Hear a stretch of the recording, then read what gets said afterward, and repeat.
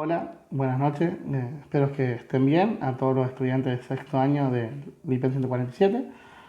Lo que voy a tratar de hacer es acercar una explicación del contenido nuevo a trabajar en el práctico número 2. A partir de lo que estuvimos trabajando en clase, vamos a ver una nueva unidad. Pero antes vamos a recordar un contenido muy importante de la matemática que fuimos trabajando durante toda nuestra trayectoria educativa. En cuarto año vimos función lineal, que la fórmula general es y igual a mx más b, y que las veíamos aplicadas dentro de la especialidad de administración en la función del costo, que calculábamos el costo de producir que tiene una empresa dado un costo fijo y el costo variable, que era lo que cuesta producir cada uno de los productos a vender. Ahí hay un ejemplo, por ejemplo, 10.000, suponiendo que es la suma de alquileres más sueldo, más 50 Q, que 50 sería el precio de producir Q unidades de producto, cualquier tipo de producto. Después vimos función cuadrática en quinto año, donde tiene esa fórmula, y igual a x al cuadrado más bx más c. Identificábamos que era una función cuadrática porque la variable x estaba elevada a la 2. Y la vimos aplicada en la economía en la función de ingreso. Calculábamos el ingreso que tenía una empresa a partir de los productos Q que vendía. Un ejemplo ahí, menos 4Q al cuadrado más 4.000 por Q. Y ahí podíamos obtener un máximo o un mínimo de los ingresos de la empresa, dados los productos.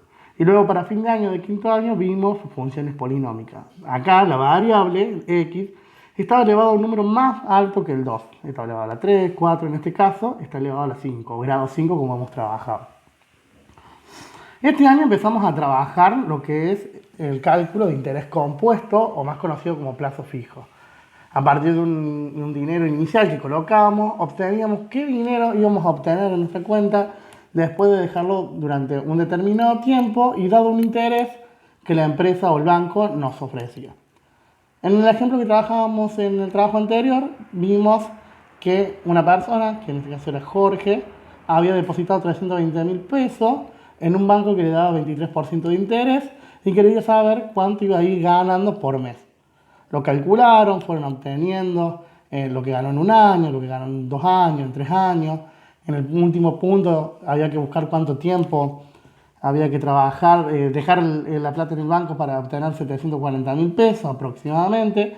Y todos encontraron, con ensayo y error, ir poniendo números ahí arriba, que aproximadamente un poquito más que 4 años. 4,05, y algunos que fueron más exactos dijeron que eran 4 años y un mes. En este caso, este tipo de función tiene la cualidad que su variable se está encontrada en un lugar bastante característico. No está elevada a ningún número, sino que es parte del exponente. Cuando la variable está en el exponente, como en este caso, decimos que estamos en presencia de una función exponencial, donde la variable x o t está en el exponente. Lo que vamos a hacer es trabajar esta función, ver sus cualidades, cómo varía a partir de la fórmula su gráfica. Y bueno, vamos a empezar. Pero antes vamos a ver un contenido que es nuevo para la función y que aparece en este tipo de función, que es la asíntota. La asíntota es una recta imaginaria, que puede ser horizontal, vertical, donde la función, que está marcada con verde, se acerca infinitivamente a esa asíntota imaginaria. En este caso es una recta en horizontal 3, pero nunca la toca. O una asíntota vertical, donde la función marcada en color verde se acerca a una recta imaginaria vertical, pero nunca la toca. Esas son las asíntotas, que es lo distinto que vamos a trabajar en nuestra función. Vamos a ver ordenar el origen, como que lo hemos visto en las otras funciones, vamos a ver raíces, pero la asíntota es un contenido nuevo, que es lo que trae como cualidad esta función. Vamos a ver cómo varía ahora la gráfica dependiendo de la fórmula de función. Lo primero que vamos a observar, que es una de las actividades que se propone, es identificar a qué gráfica le corresponde cada fórmula.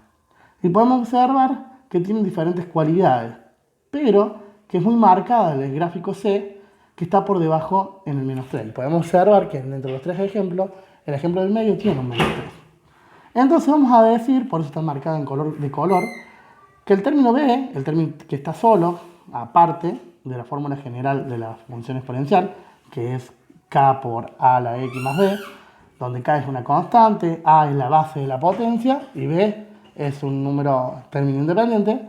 Este término independiente va a ser siempre la asíntota de la función, donde la función, asíntota horizontal, donde la función se va a acercar, pero nunca la va a tocar. Por ejemplo, en el ejemplo que se observa ahí, y igual a la 2 a la x más 2, la asíntota es el eje horizontal ubicado en 2, que es imaginario. Lo marcamos con verde, pero es imaginario. La función que está por rojo, la de arriba, no la línea punteada, se va acercando al 2, pero nunca toca ese eje, esa línea imaginaria horizontal. Entonces, conclusión, la asíntota horizontal de la función exponencial está marcada por el valor del término independiente. El término independiente es un número positivo, como el más 1, más 3, se va a acercar la función de manera horizontal al eje imaginario de ese valor, 1 o 3, pero nunca la va a tocar. Pero puede estar por debajo también, menos 3, como el ejemplo del gráfico C, donde la función se acerca de manera horizontal, pero nunca la toca en el eje imaginario de menos 3. Por otra parte, vamos a ver cómo varía la gráfica en términos del valor de A, de la base del exponente. Para eso, vamos a ver las gráficas del ejemplo que aparece en el trabajo práctico, que es teoría para intentar definir sus cualidades. Cuando el valor del A es un número mayor que 1, aparece 1,5 como ejemplo, aparece 3 o 5, la gráfica decimos que es creciente. ¿Por qué? Crece. Igual la asíntota sigue siendo la misma, pero crece. Pero si el valor de A es un número menor a 1 y mayor que 0, una fracción que es un número decimal de un número menor a 1, la gráfica va a pasar a decrecer. Por ejemplo, acá en este gráfico podemos observar el 0,5 es una función que decrece, sigue siendo asintótica en la horizontal, pero decrece. Igual que el 2/3 como el 1/3. Entonces, conclusión, dado una función exponencial, si la base del exponente es un número natural mayor, o natural o entero, o racional mayor que 1, la función va a crecer. Si la base del exponente es un número menor a 1 y mayor que 0, un número con coma menor a 1, 0,5, 1/3, 2/3, la gráfica de esa función va a decrecer. Ahora vamos a ver cómo varía la gráfica en cuestión de la constante. La constante me va a marcar en la ordenada del origen en unas funciones peculiares, en las funciones donde no tenga término independiente. En las funciones donde no existe término independiente, la ordenada del origen va a ser la misma constante. Por ejemplo, el marcado con bordo dice 3 por 2 a la x. La constante es 3, entonces la ordenada del origen es 3. En la marcada con naranja, 2 a la x. La constante, el número que está delante, no hay nada, así que hay un 1. Así que el ordenado del origen va a ser 1. Pero eso solo sucede cuando no hay término independiente, no hay ningún número sumado. Es decir, que hay 0. O sea, en este se cumple que la asíntota es el eje Y 0, que coincide con el eje X. Pero eso no siempre pasa porque que la ordenada del origen sea la constante k, porque puede variar si aparece un término independiente. Podemos observar en este ejemplo de 3 por 2 a la x más 1, donde el término independiente es 1, la constante 3 y la base es 2. Primero que la función crece, porque la base es 2, es mayor a 1. Ahí está la gráfica. Segundo, que la asíntota está dado por el 1, porque es el término independiente. La función se va a acercar, se va a acercar, se va a acercar al 1 y nunca la va a tocar a un eje imaginario horizontal en el 1.